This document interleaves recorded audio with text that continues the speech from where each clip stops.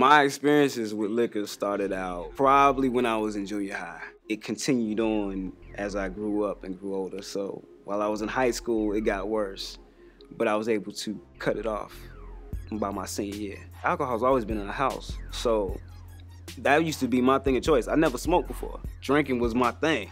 You know what I'm saying? Like, you want to talk about what was my thing, that drinking was my thing to do.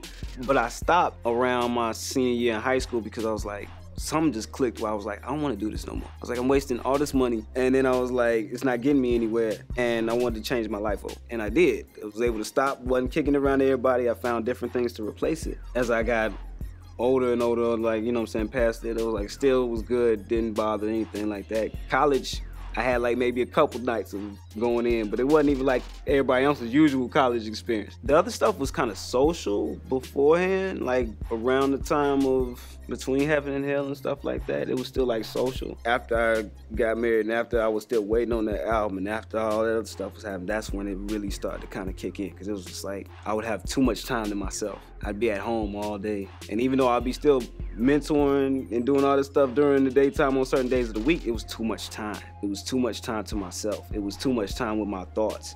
Too much time with the stuff where I be like, dang, man, like, you really ain't doing nothing. You know what I'm saying? Like, you have too much time to yourself. You start battling with yourself. It's not a fight you could really win sometimes. That's when it just like, I would be at home and then be like, man, are you gonna eat these, you know what I'm saying, chicken wings and get this V8 juice, or are you just about to go ahead and get this vodka? And then it was just like, yep.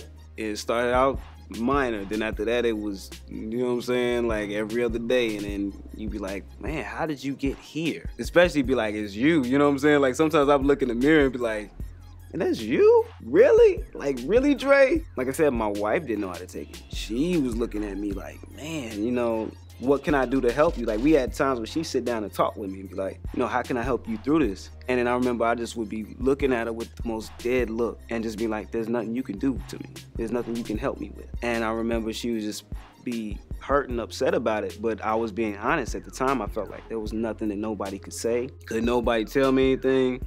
I was like really in this place. Now that I'm starting to be able to get back to doing what I love, it started to drift away again. And I was just like, man, I'm thanking God for it.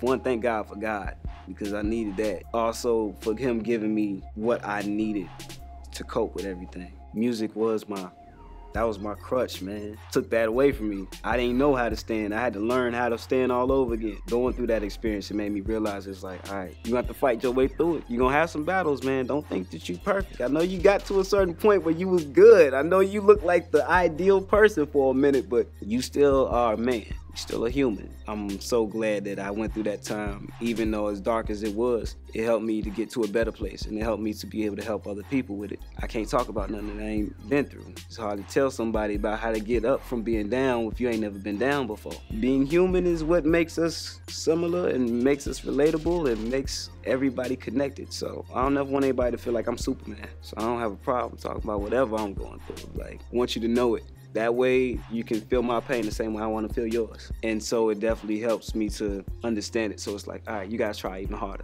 You know, you fell off, but now you gotta get yourself back up.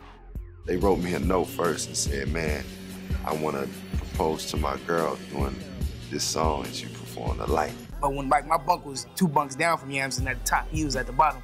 Next thing you know, you just hear, and he like, what the fuck? Oh, I'm complete, I'm tight right now. The strip club culture of Detroit, period, and the slum village influenced a lot of records. Follow your first mind sometime. Don't force the turn up sometimes, because the turn up could probably possibly be your last turn up in certain cities like Chicago.